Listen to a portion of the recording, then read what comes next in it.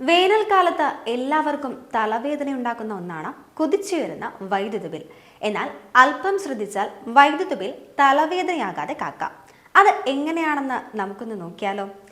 കേരളം മുമ്പില്ലാത്ത വിധം കൊടും ചൂടിലൂടെയാണ് ഇപ്പോൾ ഓരോ വേനൽക്കാലത്തും കടന്നു പോകുന്നത്. എയർ കണ്ടീഷണറുകൾ നമ്മുടെ നാട്ടിൽ സർവ്വസാധാരണമായി മാറിക്കഴിഞ്ഞിരിക്കുന്നു. വേനലവധി കൂടിയതോടെ വീട്ടിലെ കുട്ടികളും മുഴുവൻ സമയവും വീട്ടിൽ തന്നെ ഇരിക്കുന്ന സാഹചര്യവും കൊടും വെയിലത്ത് പുറത്തുപോയി കളിക്കാനാകാത്തതിനാൽ അവരുടെ കളികളെല്ലാം വീടിനകത്ത് തന്നെ. ഫോൺ, കമ്പ്യൂട്ടർ, ടെലിവിഷൻ ഇതൊക്കെയാണ് ഇന്ന് നമ്മുടെ കുട്ടികളുടെ കളിക്കൂട്ടുകാർ. ഇക്കഴിഞ്ഞ ജനുവരിയിൽ സർക്കാർ ഒരു യൂണിറ്റ് വൈദ്യുതിയുടെ നിരക്കിൽ 16 പൈസ വർദ്ധിപ്പിച്ചു. ഏപ്രിലിൽ 12 പൈസ കൂടി കൂട്ടുമെന്നാണ് പ്രഖ്യാപനം. ഇതെല്ലാം കേരളത്തിലെ കുടുംബങ്ങളുടെ വൈദ്യുതി ബില്ല് കുതിച്ചുയരാൻ ഇടയാക്കും. വൈദ്യുതി നിരക്ക് വർദ്ധിപ്പിക്കുന്നതിന് പുറമെ ഏപ്രിൽ 1 മുതൽ ഉപയോഗിക്കുന്ന വൈദ്യുതി നിരക്ക് അനുസരിച്ച് നിരക്ക് ഈടാക്കാനും അധികൃതർ തീരുമാനിച്ചിട്ടുണ്ട്. വൈകിട്ട് 6 മുതൽ 10 വരെ 250 യൂണിറ്റിന് മുകളിൽ വൈദ്യുതി ഉപയോഗിക്കുന്ന ഗാർഹിക ഉപഭോക്താക്കൾക്ക് 25% അധിക നിരക്ക് ഏർപ്പെടുത്തും. TOD എന്ന് പേരിട്ടിരിക്കുന്ന പുതിയ ബില്ലിംഗ് വ്യവസ്ഥയാണത്. സിംഗിൾ ഫേസ് കണക്ഷൻ ഉള്ളവർക്കാവും TOD ബിൽ ബാധകമാകുക എന്നും റെഗുലേറ്ററി കമ്മീഷൻ വിശദമാക്കിയിട്ടുണ്ട്. ഈ അധിക 25% നിരക്ക് സംസ്ഥാനത്തെ 8 ലക്ഷം ഉപഭോക്താക്കൾക്ക് ബാധകമാകും. TOD ബില്ലിങ്ങിനായി വൈദ്യുതി ബോർഡ് പുതിയ മീറ്ററുകൾ സ്ഥാപിച്ചു കഴിഞ്ഞു. 20 കോടി രൂപ ചെലവഴിച്ചിട്ടാണ് ഇവ സ്ഥാപിച്ചിട്ടുള്ളത്.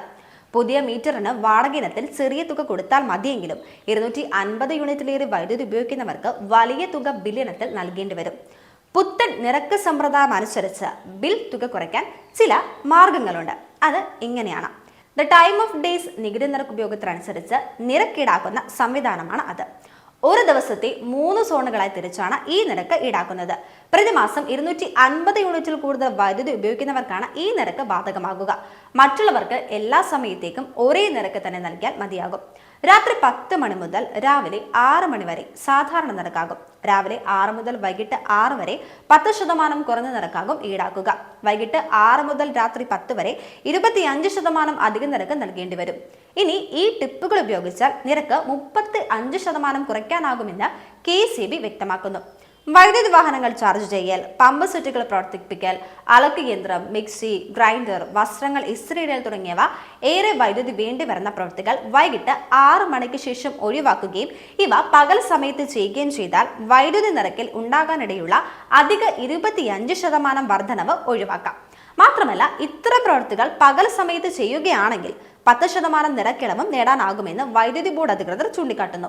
അതായത് 25+10, അതായത് ആകെ 35% ഇളവ് നിങ്ങൾക്ക് നേടിയെടുക്കാനാകുമെന്നും ഇവർ വ്യക്തമാക്കുന്നു.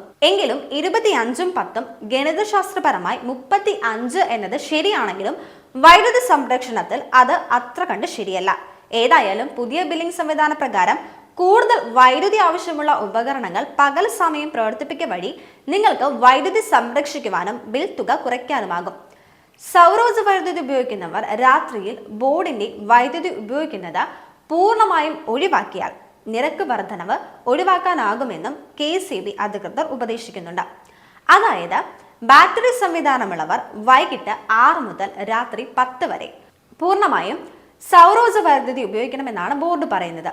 എന്നാൽ ഗ്രിഡിലേക്ക് വൈദ്യുതി വിതരണം ചെയ്യുന്നവർ KCBയുടെ വൈദ്യുതി ഉപയോഗിച്ച ശേഷം ബിൽ അടയ്ക്കുന്നതാകും നല്ലതെന്നും പറയുന്നു.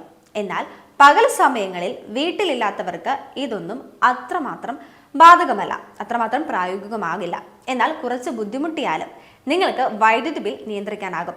രാവിലെ 6 മണിക്ക് ശേഷം മോട്ടോർ ഉപയോഗിക്കുക, അവധി ദിനത്തിൽ ഒരാഴ്ചത്തെ വസ്ത്രങ്ങൾ ഒന്നിച്ചലക്കിയും ഇസ്തിരിയിട്ടും വൈദ്യുതി ഉപയോഗവും ബില്ലും കുറയ്ക്കാനാകും.